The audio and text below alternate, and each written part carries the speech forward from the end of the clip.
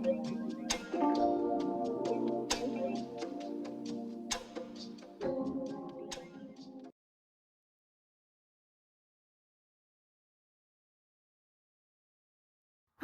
வணக்கம். எல்லாரும் எப்படி இருக்கீங்க? இன்னைக்கு நம்ம ஆயத்தி கிச்சன்ல என்ன பார்க்க போறோம் அப்படின்னா, உங்களுக்கு எனக்கு எல்லாருக்கும் பிடிச்ச மட்டன் பெப்பர் ஃப்ரை. இதை எப்படி செய்யறதுன்னு பார்க்கறதுக்கு முன்னாடி இதை என்னத்தோட எல்லாம் சாப்பிடலாம்னு உங்களுக்கு நல்லாவே தெரியும். ஆமாங்க, வெள்ளை சாத்து கூட, தக்காளி சாத்து கூட, லெமன் ரைஸ் கூட எல்லாம் சாப்பிட, இன்னும் ரச சாத்து கூட சாப்பிட சூப்பரா இருக்கும். இதை எப்படி செய்யறதுன்னு பார்க்கலாம் வாங்க. முதல்ல நம்ம மட்டன் வச்சுக்கணும். அப்பதான் நம்மளால மட்டன் பெப்பர் ஃப்ரை பண்ண முடியும். இதுல வந்து 2 நட்சத்திர சோம்பு, ஒரு பிரிஞ்சில ஒரு பட்டை சேர்த்துட்டு நல்லா கொஞ்சம் மஞ்சள் போட்டு ஒரே ஒரு தடவை கழுவுன மட்டன், 1 கிலோ மட்டன் எடுத்துருக்கிறேன். எலும்பு கொழுப்பு எல்லாம் சேர்ந்தது சூப்பரா இருக்குது. அதாவது சேர்த்துக்கலாம். நீங்க வந்து விசில் குக்கர்ல சேர்க்கலாம். சேர்த்தீங்கன்னா 4 விசில் வைங்க. பூமாரி என்ன மாதிரி பூமாரி வெந்து வரும். இப்போ இதுக்கு வந்து 1 டீஸ்பூன் அளவு உப்பு, போதுமான அளவு தாராளம். அதுல 1/2 டீஸ்பூன் அளவு மஞ்சள் சேர்த்துக்கலாம். எல்லாத்தையும் சேர்த்துட்டு தேவையான அளவு தண்ணி சேர்த்து நம்ம நல்லா மிக்ஸ் பண்ணிட்டு ஆவிய விடலாம்.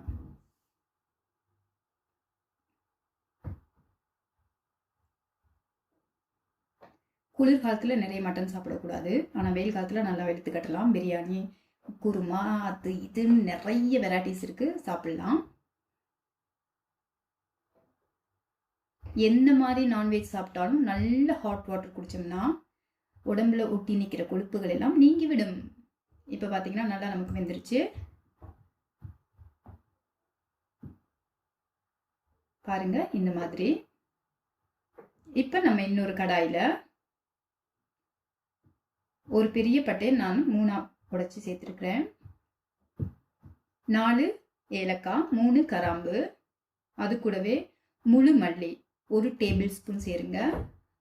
1 டீஸ்பூன் சீரகம், 1 டீஸ்பூன் மிளகு. இது கூட நான் 6 வரமிளகாய் சேர்க்கிறேன். நீங்க நல்ல காரம் வேணும் அப்படின்னு நினைச்சீங்கன்னா ஒரு 8 பீஸ் கூட சேர்த்துக்கலாம். சூப்பரா இருக்கும். ஃப்ரெஷ்ஷா கருவேப்பிலை நான் 2 கொத்து சேர்க்கிறேன். இதை நல்லா மிதமான தீயில வறுத்து எடுத்துக்கலாம். இப்போ மிக்ஸி ஜார்ல சேர்த்துக்கலாம். இந்த மாதிரி மசாலா அரைச்சி சேர்க்கும் போது அதோட டேஸ்டே வேற லெவலுங்க, ஃபென்டாஸ்டிக்காக இருக்கும். இப்போ வந்து 4 துண்டு இஞ்சி நல்லா க்ளீன் பண்ணி சேர்த்துருக்கேன். ஒரு 3 பல்லு பூண்டு போதுமான அளவு. நல்லா இப்போ அரைச்சிக்கலாம். பாருங்க, கொஞ்சம் தண்ணி சேர்த்து நான் அரைச்சிருக்கேன். இப்போ இது ரெடி ஆயிடுச்சு. இன்னொரு கடாயில் 1 குழிக்கரண்டி எண்ணெய் சேருங்க. நல்லெண்ணெய் வேணாலும் சேர்க்கலாம், சாதா ஆயில் சேர்க்கலாம், உங்களோட விருப்பம். இதில் வந்து ஃபர்ஸ்ட் நம்ம 2 கொத்து கருவேப்பிலையை சேர்க்குறோம். என்ன 2 கொத்தே இல்லைன்னு சொல்லக்கூடாது, இது சின்ன கருவேப்பிலை. ஸோ நான் இதில் வந்து பெரிய ஒரு வெங்காயம் கட் பண்ணி சேர்க்குறேன். நீங்கள் வந்து சின்ன வெங்காயம் வேணுன்னா சின்ன வெங்காயம் சேர்த்துட்டு செய்யலாம். ஒரு 2 கப் சேர்த்திங்கன்னா சூப்பராக இருக்குங்க. அதையும் கட் பண்ணாமல் முழுமையாக சேர்த்திங்கன்னா இன்னும் அட்டகாசமாக இருக்கும். இப்போ லைட்டாக வணக்கிக்கலாம். நிறைய பொரிய விட்டுறக்கூடாது வெங்காயத்தை. இந்த மாதிரி அளவு கரெக்டானது. நான் 1/4 டீஸ்பூன் இஞ்சி விழுது, 1/4 டீஸ்பூன் பூண்டு விழுது, இது 2ஐயும் ஒன்றா சேர்த்து இதில் சேர்த்துக்கிறேன். முன்னாடி நம்ம வந்து வறுத்ததில் வந்து அரைச்சோம் மிளகு அது இதெல்லாம் போட்டு. பட் இந்த மாதிரியும் சேர்க்கணும். நான்வெஜ்ஜுக்கு நல்ல இஞ்சி பூண்டு விழுது சேர்த்துக்கிட்டா டேஸ்ட் அருமையாக இருக்கும், நல்லதும் கூட. இப்போ நம்ம அரைச்ச விழுதை இது கூட சேர்க்குறோம். மிதமான தீயில வைங்க.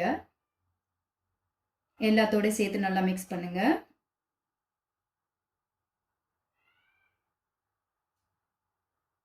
இப்போ இந்த டைம்ல நீங்க என்ன பண்ண போறீங்கன்னா, அவிச்சு வச்சிருந்த நம்ம மட்டனை இதில் சேர்த்துக்கலாம்.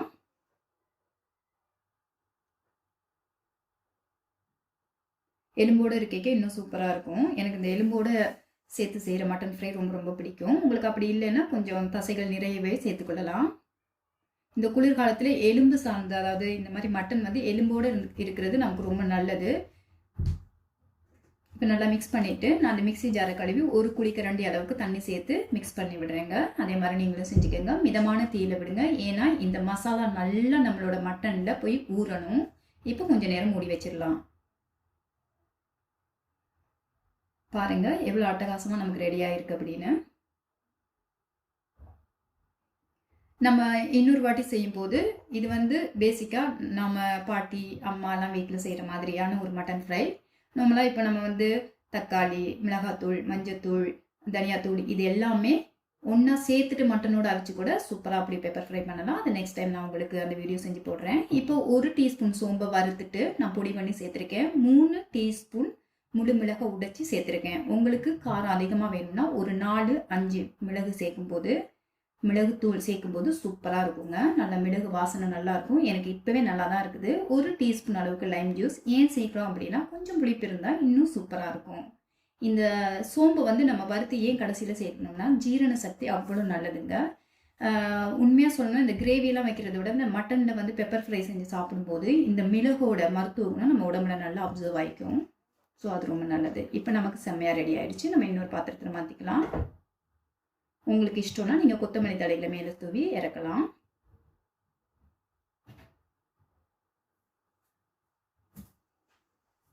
பார்த்தீங்களா, சூப்பராக இருக்குது மட்டன் பெப்பர் ஃப்ரை. இதே மாதிரி நீங்களும் இந்த ரெசிபியை ட்ரை பண்ணுங்கள். உங்களுக்கு பிடிச்சிருந்தா ஆயத்தி கிச்சனுக்கு லைக் பண்ணுங்கள், கமெண்ட் பண்ணுங்கள், ஷேர் பண்ணுங்கள், சப்ஸ்கிரைப் பண்ணுங்கள். ஆரோக்கியமான உணவு, ஆரோக்கியமான வாழ்க்கை. பாய் பாய்.